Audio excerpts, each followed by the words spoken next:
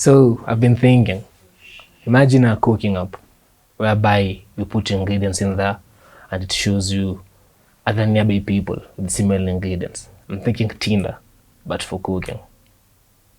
That would slap, right? So today I'm going to try to do it with Caffeine AI. So let's go ahead and prompt it. I want you to create a decentralized full-stack application called Spoon on the ICP.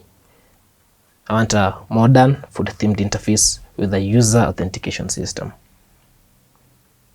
I want user profiles, ingredient sharing, recipe generation, community groups, a matching system whereby it connects users with the same community who have complementary ingredients that leads to a good meal. I also want a rating system. Include a system for users to rate each other and the recipes. Let's see what happens. So as you can see, this has worked. I have a place where someone can sign in, I can get into communities, I can put in the ingredients of my app. Wow, I can share the ingredients. Oh, interesting. I can download recipes from online. And I can rate an application. Can rate recipes, can rate meals. This is interesting.